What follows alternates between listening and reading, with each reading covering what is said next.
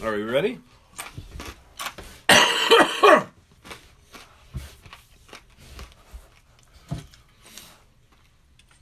Yeah. Waiting for the bus in the rain, waiting for the bus in the rain. Waiting for the bus in the rain, waiting for the bus in the rain. Waiting for the bus in the rain, waiting for the bus in the rain. Waiting for the bus in the rain, waiting for the bus in the rain. Stop requested. Welcome to Stop Requested. I am Brad. This is Justin. Justin. Where have you been, Brad? I've been. Well, where have I been? Where have we been? We've been working. Our lives have been busy. It's crap, but it's true. And you also had that surgery? I did. I don't want to talk about it. All right. No, but Brad sometimes has to work when we film, and I just got sort of an upgrade in my work environment. And so it got tight there for a minute. Yeah. And I think Brad, he'll say it's work, but I think he was just trying to, keep his distance from me for a little bit. It was weird. Like, I'm so excited about coming back that I shaved my chest this morning. Like, not with a razor, but, the hair trimmers. I cleaned it up. And I only grow chest hair, it's weird, on this from here over. Mm-hmm. So it only took half the time. Well, we've had a break then. So. Yeah, and I think we had a break, but we still keep in touch. And yeah. The one thing we kept in touch was Star Wars. Star Wars. I went and saw it. I went and saw it as well. I saw it twice. I saw it once. But as soon as I saw it the second time, I texted you or but we reached out to each other. Uh-huh. It was like Star Wars ? And then it was a response from hell from Brad. Yeah. And then I tried to talk him down from the lead. So we're gonna talk it out more so here. I might get emotional about this. I'm not. You should shave your chest afterwards. Maybe I will. This half. I'll just shave this half. As soon as you shave that half. I'll start by saying. Well, let's say there are going to be spoilers. So if you haven't seen it yet, go see it. Come back and finish the episode. Yeah. So I would say you've been warned. Yeah. It's been 2 weeks now? Yeah. I'd say 2 more weeks before you can really. Yeah. So this is our fault. Yeah, but you've been warned. Yeah. So. All right. What did we? I went into it. I read all the reviews online. Mm-hmm. I've started to become a review man. Ever since Christmas, I will, instead of just buying something, I'll read the reviews. My younger brother got me to that, and I really think it's the best way. It really is to get a good way. It's a good way to get an overall opinion. But the online reviews, you have to remember, everyone is just mean online. Right. Like, nobody has anything positive to say, and then if that person has something positive to say, then they'll be criticized by other people. Right. So I went into it with a grain of salt, but man, the reviews were horrific. Especially about certain parts. See, now, going into it for me, I heard mixed things. I heard terrible things. I only heard bad things the day of I was going to go see it. Well, I read all the reviews and poked around, and I went into it, and then I talked to some friends that had seen it, and they're like, your opinion before the movie is going to be your opinion after the movie. So that's even more like you're not going to like it. Kind of. Yeah. Like I like to go on fresh. I would say within a week or two before the movie, I don't want to see any more previews. I want to go in as naive as possible. And speaking of preview, the preview for this one was terrible. See? It didn't say anything. I love the preview. It didn't say anything. They left me so suspensed. It gave the movie no direction. It was bizarre. Okay, so opening scene. All right.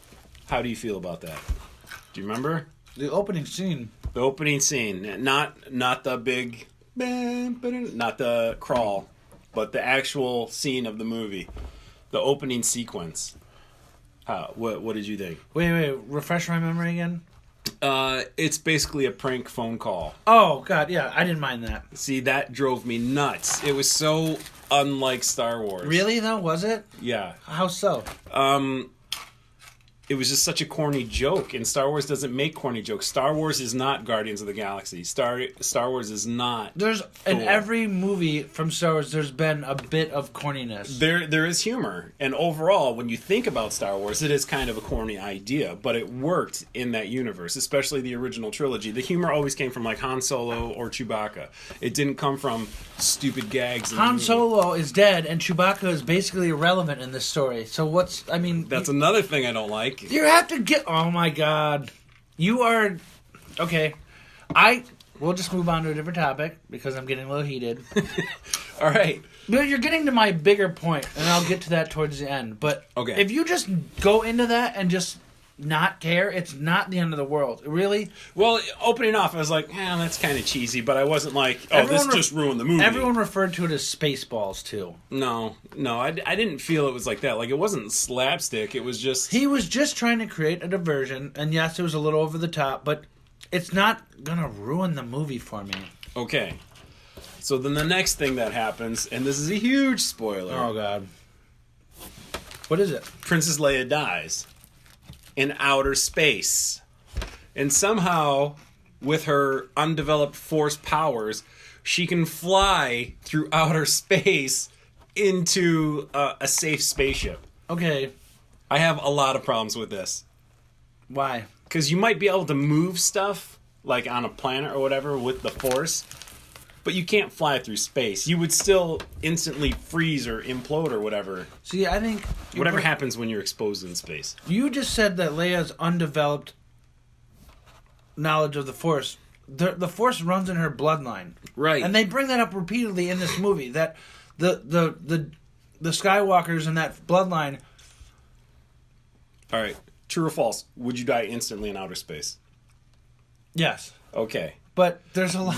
What did she do that is different than what Obi-Wan Kenobi could have done, Qui-Gon Jinn could have done? Every time you die, you could just be like, nope, I'm with the Force power. See, but I think the way I interpreted it is that we've never truly seen the absolute extremes of the Force, and maybe that's just one of the extremes. Maybe that... Because, I mean, we'll get to the point where, like, Luke dies, and we'll get to that, too, but, like... They explain that in the movie too. Like, I just think it's like the extreme positives of the Force, and she's got it mastered. That's just the way I took it. Like, she wasn't ready to die yet. Like, and I felt like that could have have been kind of predetermined. All the big players have kind of predetermined when they want to die. They kind of embrace it. You know what I mean? And I think she wasn't ready to embrace her death. I don't know. I didn't let it bother me. I just figured, okay, that's got to be part of the Force that's never been. Addressed in any of the movies. Okay. So then the next thing that I have a problem with, there's a side mission, where Finn and Rose is her name? Yeah, good job. I don't know how I feel about Rose. I was just going to say some lady. I don't know how I feel about Rose. Okay, either. She goes from being a girl working down in the escape pods. Basically, she says spends her days working behind pipes. Mm-hmm. To all of a sudden, at the end of the movie, she can fly anything, she can operate anything, she can fire anything. Like, that's my problem. Like, where did she become so needed? Because she's not. Yeah, she was an unnecessary addition to the cast.